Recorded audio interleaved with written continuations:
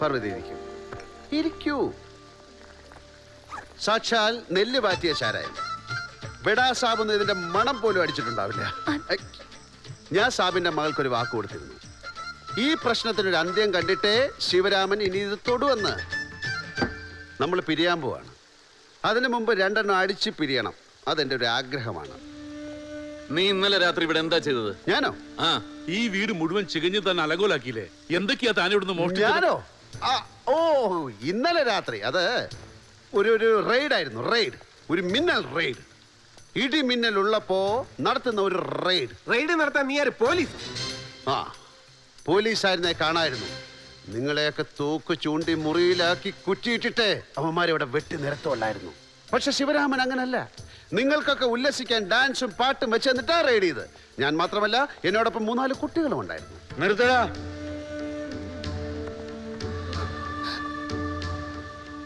നിന്റെ എല്ലാ വൃത്തിയോടുകളും ഇത്രയും നാളെ ഞാൻ സഹിച്ചു. പറയടാ, എന്താ നിന്റെ ഉദ്ദേശം? Cool down sir. 5 minute, 5 minutes. ഒരാളുടെ കണ്ണുകളിലേക്ക് നോക്കിയാൽ അയാൾ ക്രിമിനലാണോ അല്ലയോ എന്ന് അറിയാൻ കഴിയാവുന്ന സാബിനെ പ്രവീൺ താങ്കളുടെ മകളെ ഉപദ്രവിച്ചിരുന്നായി അറിയാൻ കഴിഞ്ഞില്ലേ? പിന്നെ പ്രവീൺ ജീവിച്ചിരിക്കില്ല എന്നതൊരു സത്യമല്ലേ സാബ്? നീ എന്താടാ? ഞാൻ പറയും, സാബ് കൊന്നു എന്ന് ഞാൻ പറഞ്ഞില്ല. അങ്ങനെയാകാം എന്നേ പറഞ്ഞുള്ളൂ. പിന്നെ പാർവതിയുടെ 18ാമത്തെ ജന്മദിനമാണ് അന്ന് ആഘോഷിക്കാനിരുന്നത്. പിറ്റേന്ന് രാവിലെ അവൾ ദലാൽ ആൻഡ് ദലാൽ കമ്പനിയുടെ MD ആയിട്ട് ചാർജ് എടുക്കും. ശരിയല്ലേ? പാർവതി ഇല്ലാതായി കഴിഞ്ഞാൽ ആ സ്ഥാനം സ്വാഭാവികമായും നിങ്ങൾക്കായിരിക്കും കിട്ടുക.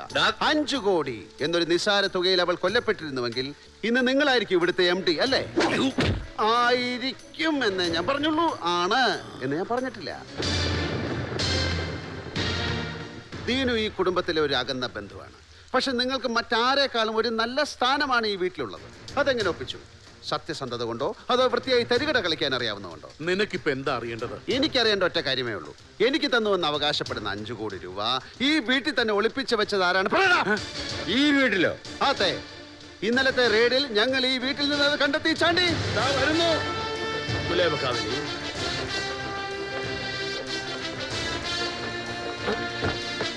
Hello, open it.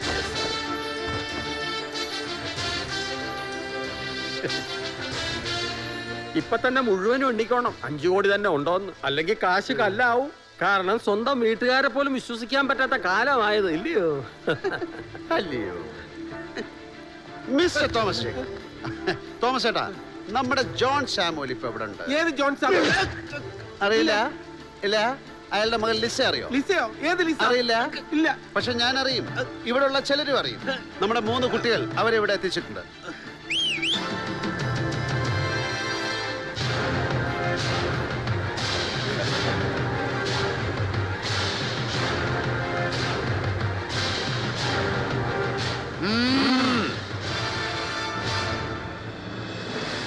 ഇവരൊക്കെ എന്റെ ക്ലോസ് ഫ്രണ്ട്സ് ആണ്. ഇതാണ് ലീസ. കേട്ടോ പേടാ സാർ, നിങ്ങളുടേതെന്ന് കരുതുന്ന പല എസ്റ്റേറ്റുകളും ഈ കുട്ടിയുടെ അച്ഛന്റെ പേരിലാണ്. പക്ഷെ അതിന്റെ കണക്കുകളും മറ്റും നോക്കുന്നതും പണം വരുന്നതും ഇവിടെ മറ്റു ചിലരാണ്. എന്താണ് അതിന്റെ ഗുഡ് ടൈംസ് മിസ്റ്റർ തോമസ്? എനിക്കറിയില്ല. എന്നാ ഈ കുട്ടി പറയും. കുട്ടി മാരീഡാ?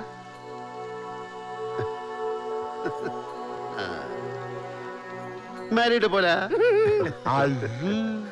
നിങ്ങൾക്ക് ഈ വീടുമായിട്ട് എന്താ ബന്ധം? പ്രത്യക്ഷത്തിൽ ഈ വീടുമായിട്ട് യാതൊരു ബന്ധവും ഇവർക്കില്ല. എങ്കിലും എവിടെ ഒരു ആത്മബന്ധം ഈ വീട്ടിലെ ഒരാളുമായിട്ട് ഈ കുട്ടിക്കുണ്ട്. അതാരുമായിട്ടാണ്? എനിക്ക് ആരുമായി ഒരു ബന്ധവുമില്ല. പിന്നെ എന്തിനാണ് നിങ്ങൾ ഇങ്ങോട്ട് വന്നത്?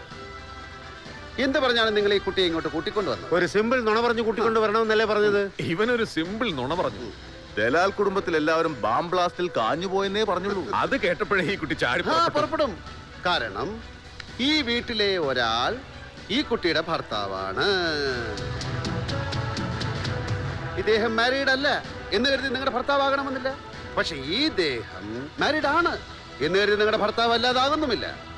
പക്ഷേ ഈ ദേഹം ഞാനല്ല. പിന്നെ ആരാണ്? പറയാൻ. നിർത്തടാ.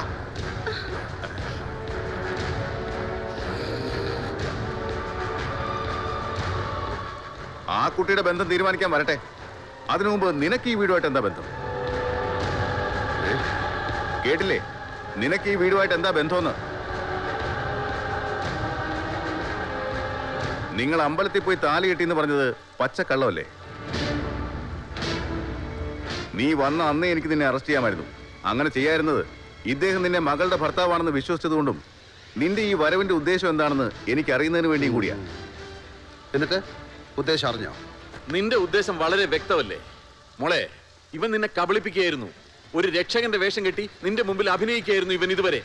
ഇതാ കണ്ടില്ലേ, ഇവന്റെ ഫ്രണ്ട്സ് മുഴുവൻ നല്ല ഒന്നാംകിട ക്രിമിനൽസാ. ഇതിൽപ്പെട്ട ഒരുവനാണ് പ്രവീണും. ഇവരെല്ലാവരും ചേർന്ന് നടത്തിയ നാടകത്തിൽ മോളെ നീ പെട്ടുപോയത്. പ്രവീണിന്റെ സഹായത്താൽ 5 കോടി രൂപ ഇവൻ ഈ വീട്ടിൽ നിന്ന് പിടിച്ചു വാങ്ങി. ഞാനും അതിന് സാക്ഷിയാ. മാത്രമല്ല ഞാനത് അതിവിദഗ്ധമായി ഈ വീഡിയോയിൽ പകർത്തുകയും ചെയ്തു. സർ, അതാ ടിവിയിലോട്ടൊന്ന് കണക്ട് ചെയ്തേ. സർ.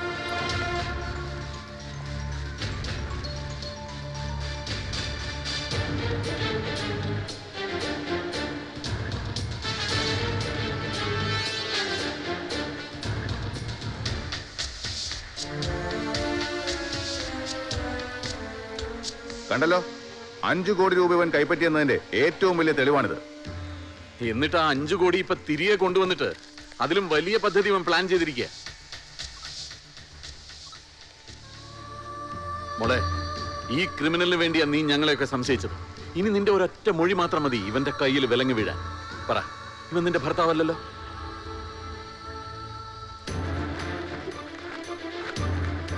പറ മോളെ, സത്യം തുറന്നു പറ. ശിവരാമൻ നിന്റെ ഭർത്താവാണ്?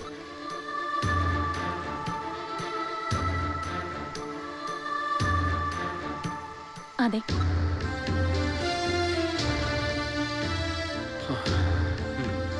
പോലീസിന്റെ മുന്നിൽ സത്യം മറച്ചു വെച്ചിട്ട് കാര്യമില്ല കുട്ടി. ഞങ്ങൾക്ക് ഞങ്ങളുടേതായ ചില മുറകളുണ്ട്. സത്യം ഇവന്റെ വായിന്ന് തന്നെ ഞങ്ങൾ വീഴ്ത്തിക്കോളാം. നിങ്ങൾ കണ്ടു എന്ന് പറയുന്നത് ശരിയാണ്, പക്ഷേ മുഴുവനും കണ്ടിട്ടില്ല. ഈ കാറിന്റെ മറവിൽ കുറച്ചു സമയം ആരും ഇവനെ കണ്ടിട്ടില്ല. കാറിന്റെ അടുത്തെത്തും വരെ ഇടത് കയ്യിലിരുന്ന ഈ പെട്ടി കാറിന്റെ മറവിൽ നിന്ന് പുറത്തു വന്നപ്പോ എങ്ങനെ ഇവന്റെ വലത് കയ്യിലായി? ആ മറവിൽ വെച്ച് ഇവൻ പെട്ടി മാറ്റി. സത്യമല്ലേ തോമസ് ജേക്കബ്? പറയടാ.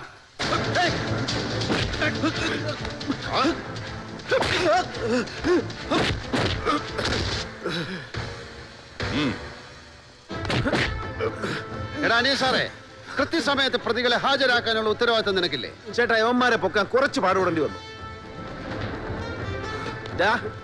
ചേട്ടൻ ചോദിക്കുന്നതിന് മണിമണിയൊരു ഉത്തരം പറഞ്ഞോണം. എല്ലാരും കേൾക്കണം ഉറക്കെ, അല്ലെങ്കിൽ ഇതുവരെ കിട്ടിയവരായിരിക്കില്ല. മോനെ, അറിയാവുന്ന സത്യം ഉറച്ചു വിളിച്ചു പറ. വെറുതെ തടി ചാളത്തടിയാക്കണ്ട, പറ.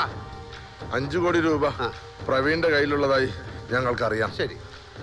പിന്നെ അത് പിന്നെ ഈ വീട്ടിൽ ഒരാൾക്കാണ് കൈമാറിയതെന്നും അറിയാം. പിന്നൊന്നും അറിയില്ല. അന്ന് തന്നെയാണ് സുശീൽ കൊല്ലപ്പെട്ടെന്ന് ഞങ്ങൾക്കറിയാം. പിന്നെ ഒന്നും ഞങ്ങൾക്ക് അറിയില്ല. ശരി, ഓക്കെ. ഇനി സത്യം പറ. ആ കാറിൽ പ്രവീൺ ഉണ്ടായിരുന്നു. വാസ്തവത്തിൽ സുശീൽ ഫോളോ ചെയ്തത് എന്നെയല്ല, പ്രവീൺ സഞ്ചരിച്ചിരുന്ന ആ കാറിനെയാണ്. പ്രവീൺ ആർക്കാണ് ആ പണം കൈമാറിയതെന്ന് വ്യക്തമായിട്ട് അറിയാവുന്ന ഒരാൾ സുശീലായിരുന്നു. അതുകൊണ്ടാണ് സുശീൽ കൊല്ലപ്പെട്ടത്. ആ സത്യം അറിയാവുന്ന 2 പേരാണ് പ്രവീണും സുശീലും. 2 പേരും കൊല്ലപ്പെട്ടു കഴിഞ്ഞു. ഇനി അതറിയാവുന്ന ഒരാൾ താനാണ്. താനായിരിക്കും അടുത്ത ഇര. അതുകൊണ്ട് സത്യം തുറന്നു പറഞ്ഞാൽ തന്റെ ജീവനെങ്കിലും രക്ഷപ്പെടും. പറയൂ, ആ കാറിന്റെ മറവിൽ എന്താണ് സംഭവിച്ചത്? പറ. അത്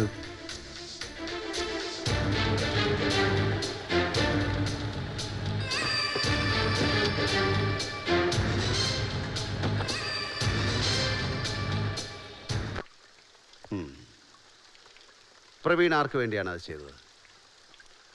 അത് പ്രവീൺ നിങ്ങളോട് പറഞ്ഞിരുന്നില്ലേ? അതാർക്ക് വേണ്ടിയാണ്? അത് മഹേഷ് ഭായിക്ക് വേണ്ടിയാ. യെസ്. മിണ്ടിപ്പോരുത്. വീണ്ടും വീണ്ടും എനിക്കൊരു രഹസ്യം പറയാനുണ്ട്. ഒരു പെണ്ണിനെ സംബന്ധിക്കുന്ന രഹസ്യം. പറയൂ. അത് കേട്ട് നിങ്ങളാരും നെറ്റരുത്. നെറ്റരുത്. ആ, ഈ നിൽക്കുന്ന പെണ്ണിനെ കണ്ടോ? കണ്ടു. സാറ് കണ്ടോ? എല്ലാരും കണ്ടോ? അതുപോരാ, സാറ് കണ്ടോ? കണ്ടെന്ന് പറഞ്ഞു. എന്നാ കേട്ടോ, ഇവിടെ ഇങ്ങനെ ഒരു പെണ്ണില്ല. അത് നിങ്ങളുടെയൊക്കെ തോന്നലാണ്. നെറ്റിയില്ലേ, എല്ലാവരും നെറ്റിയില്ലേ? ആ നെട്ടി നെട്ടി. ആ പെണ്ണ് അവിടെ ഇല്ല. പക്ഷെ ദാ ഈ പെണ്ണ് ഇവിടെ ഉണ്ട്. അതൊക്കെ പറയാം. ഈ വീട്ടിലെ ജോലിക്കാരനായ ചിദംബരം എങ്ങനെയാ തമിഴ്നാട്ടിലെ ജമീന്ദാരായത്? അത് ഞാൻ വിളവെടുത്തതാ. ഓ വിളവെടുത്തതാ അല്ലേ? അയ്യോ, കൃഷിയുടെ ഒക്കെ വിളവെടുത്ത് ഞാനായിരുന്നു. പെയിന്റ് കൊള്ളാതിരിക്കാൻ വേണ്ടി തലയൊരു കെട്ട് കെട്ടി അതോടെ എല്ലാവരും ജമീന്ദാർ തന്നെ വിളിച്ചു. അപ്പൊ ഞാൻ 2 വിളവെടുത്ത് 2 കല്യാണം കഴിച്ചേ. പക്ഷെ ഒറ്റ പൈസ ഞാൻ ഇസ്കിട്ടില്ല. കണക്കും പണം കൃത്യമായിട്ട് ഈ മാഡത്തിനെ ഏൽപ്പിക്കും. അപ്പൊ ഈ മാഡത്തിനെ അറിയാം. ഇതാരാ മോളെന്നറിയോ? ആരാ മോള്? ജോൺ സാമുവലിന്റെ മോള്. ജോൺ സാമുവലിന്റെ മോൾ ലിസയും ഈ വീടും തമ്മിൽ എന്താ ബന്ധം? അതാർക്കറിയില്ല. പക്ഷെ മഹേഷ് ഭായിയുടെ ഭാര്യയാണെന്നുള്ള വിവരം എനിക്ക് പോലും അറിയില്ല.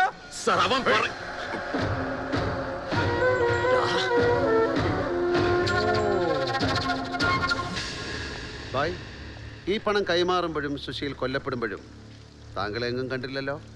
ഇവിടെ ഉണ്ടായിരുന്നില്ലല്ലേ? ഇല്ല, യുഎസിലായിരുന്നു എന്നാണ് നിങ്ങൾ ഇവിടെ പറഞ്ഞിരുന്നത്. പക്ഷെ ഒരു കുഴപ്പമുണ്ടല്ലോ ബായ്.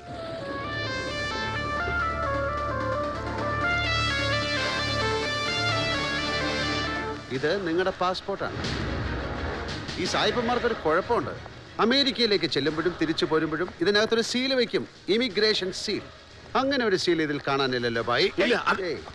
ഇന്നലത്തെ തിരച്ചിലിൽ കിട്ടിയതാണ് സാർ. ഇല്ല, അതില്ല. ഇത് സീലില്ലല്ലോ മഹേഷേ. അമേരിക്കയിലാണെന്ന് വരുത്തി തീർത്തിട്ട് നിങ്ങൾ ഇവിടെ എന്ത് ചെയ്യുകയായിരുന്നു? പറയണ്ട, വേണ്ട. പക്ഷെ അറിയാവുന്ന ചിലർ ഇവിടെ ഉണ്ട്. അവർ പറയും. തോമസേ, കാലിൽ എത്ര വിരലാണ്? 4 അതോ 4? 4 ഉള്ളൂ. അതെ. സുശീൽ കൊല്ലപ്പെട്ട സ്ഥലത്ത് നിന്നും തോമസിന്റെ ഫുട് പ്രിന്റ്സ് എനിക്ക് കിട്ടിയിട്ടുണ്ട്. അതെങ്ങനെ അവിടെ വന്നു? അതിന്റെ എല്ലാ തെളിവുകളും എന്റെ കയ്യിലുണ്ട്. പറ തോമസേ, അതോ പോലീസിനെ കൊണ്ട് പറയിക്കണോ? പണം പ്രവീണിന് കൈമാറിയ ശേഷവും നിങ്ങൾ അയാളെ പിന്തുടരുകയായിരുന്നു. അതെന്തിനു വേണ്ടിയായിരുന്നു? അത് പണം ആർക്കാണ് കൈമാറുന്നതെന്ന് അറിയാൻ വേണ്ടിയായിരുന്നു. സുശീലും എന്നെ പിന്തുടരുന്നുണ്ടായിരുന്നു. എന്നിട്ട് പണം മഹേഷ് ഭായിക്ക് കൈമാറുന്നത് കണ്ട ഉടനെ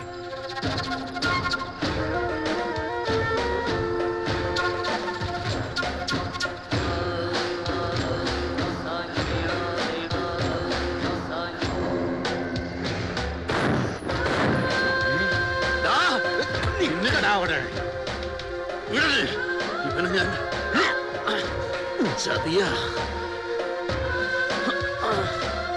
എന്നെ വിടാൻ.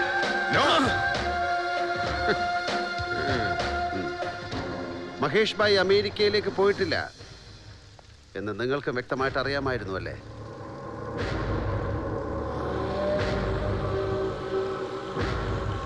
എന്തിനാണ് സത്യം വിഴുങ്ങുന്നത്? സ്നേഹം കൊണ്ടോ അതോ മഹേഷ് ഭായിയോടുള്ള കടപ്പാട് കൊണ്ടോ? തുറന്നു പറയൂ. ഇതോടെ പ്രശ്നങ്ങൾ തീരുകയാണ്. നിനക്ക് എന്തെങ്കിലും അറിയാമെങ്കിൽ തുറന്നു പറ. എന്നോട് ക്ഷമിക്കണം, എനിക്കെല്ലാം അറിയായിരുന്നു. അപ്പോൾ മഹേഷ് ഭായ് അമേരിക്കയിലേക്ക് പോയിരുന്നില്ല, ഇവിടെ തന്നെ ഉണ്ടായിരുന്നു എന്ന് ദീനുവിന് അറിയാമായിരുന്നു. അതുപോലെ തന്നെ പണം കൈമാറുന്നത് തോമസ് ജേക്കബ് കണ്ടിട്ടുണ്ടല്ലേ? അതെ. എന്തിനു വേണ്ടിയിട്ടാണ് 2 പേരും ഇപ്പോൾ ഇങ്ങനൊരു കള്ളം പറയുന്നത്?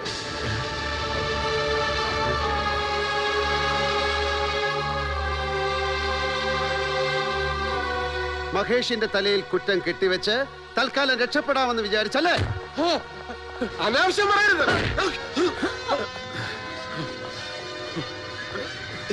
എന്ത് ഭ്രാന്താണ് നീ പറയുന്നത്? പേടിച്ച് ഞാൻ ഷേപ്പ് മാറ്റിയുണ്ടല്ലോ. മഹേഷ് ഭായ് അമേരിക്കയിൽ പോയിരുന്നു, അത് സത്യമാണ്. ചണ്ടി ഇവിടെ ഉണ്ട്. ദാ ആ പാസ്പോർട്ടിൽ അവർ സീലും വെച്ചിട്ടുണ്ട്. ആ പേജ് ഞാൻ കീറി മാറ്റിയതായിരുന്നു. കൊടുക്ക്.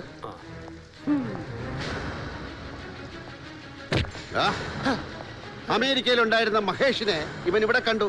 എങ്ങനെ? പാർവതിയെ അപകടപ്പെടുത്തി ആ കുറ്റം മഹേഷിന്റെ തലയിൽ കെട്ടിവെച്ചിട്ട് ഇവിടുത്തെ MD ആകാനായിരുന്നു ഇവന്റെ ശ്രമം.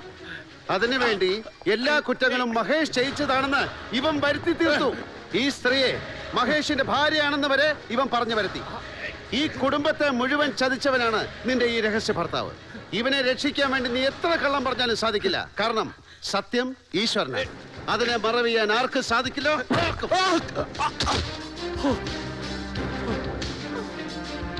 ദാ ഇവനാണ് ഈ വീട്ടിലെ ഓരോരുത്തരെയായി വകവരുത്താനിരുന്ന കൊലപാതകി.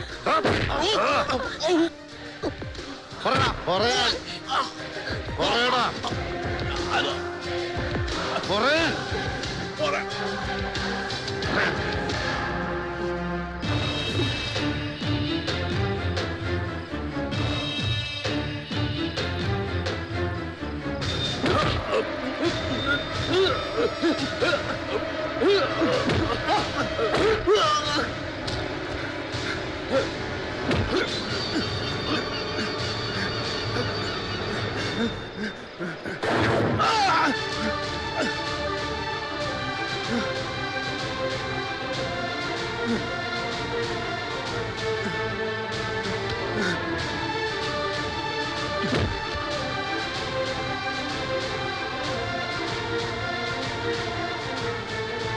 പ്രവീൺ എന്റെ കയ്യിൽ അകപ്പെടുമെന്നായപ്പോ നീ അവനെ കൊന്നു.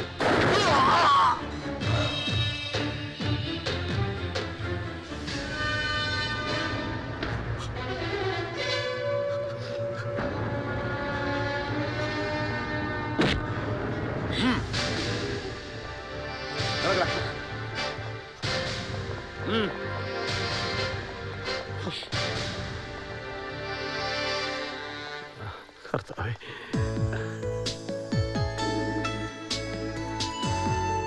സാർ ഇനി 2 സ്മോള് കഴിച്ചിട്ട് നമുക്ക് പിരിയാം.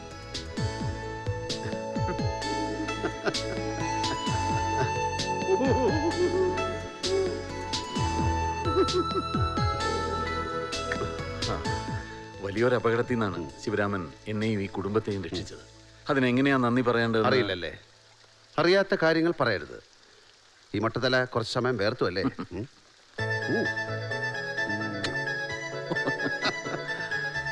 സാബ്, എന്റെ മകളുടെ ഭർത്താവായിട്ടാണ് ഞാൻ ശിവരാമനെ പരിചയപ്പെട്ടതും ഇഷ്ടപ്പെട്ടതും. ഇനി അങ്ങനെ അല്ലെന്ന് പറയരുത്. സാബ് അത് മാത്രം എന്നോട് പറയരുത്. അങ്ങനെ ഒരു ജീവിതം എനിക്കുണ്ടാവില്ല. എന്നെ കാത്തൊരാൾ വീട്ടിലിരിപ്പുണ്ട്. ഞാനും അയാളും തമ്മിൽ വേർപിരിയാനാവാത്ത ബന്ധമാണുള്ളത്. ഇനിയുള്ള ജീവിതവും അയാളോടൊപ്പം തന്നെയാണ്. പാർവതി, എനിക്ക് പാർവതിയോടൊരു നന്ദി പറയാനുണ്ട്. എപ്പോഴോ നഷ്ടപ്പെട്ടു പോയ ജീവിതത്തിന്റെ ബാക്കി പത്രം പോലെ കുറെ നല്ല നിമിഷങ്ങൾ പാർവതി എനിക്ക് തന്നു. Thank you. Thank you very much. Hello, വാ, ഇനിയെങ്കിലും നമുക്ക് നമ്മുടെ ഷാപ്പ് ഒന്ന് നോക്കി നടത്താം. അയ്യോ, സാർ ഷാപ്പൊന്നും നടത്തേണ്ട ആളല്ല. സാർ ഒരു ജഡ്ജി ആവണമെന്നാ ഞങ്ങളുടെ തീരുമാനം. സാർ, ആ കൊച്ച് ചാണ്ടി, സാർ ചാണ്ടി വന്ന് വണ്ടി എടുക്ക. ശിവ, തെറ്റിദ്ധരിക്കരുത്. ഇനി ആ സൈഡ് കാർ വണ്ടി ഓടിക്കാൻ ഞാനില്ല. ദേ, എനിക്ക് വേറൊരു സൈഡ് കാർ വണ്ടി കിട്ടി. ആയിക്കോട്ടെ. ആരൊക്കെ ഉപേക്ഷിച്ചാലും എന്നെ വിട്ടുപോകാത്ത ഒരാളുണ്ട്. ചാണ്ടി, இந்த சைட் காரை நல்லா பாத்துருங்க. மீனாட்சியம்மா, வாழ்த்துக்கள். അയ്യോ,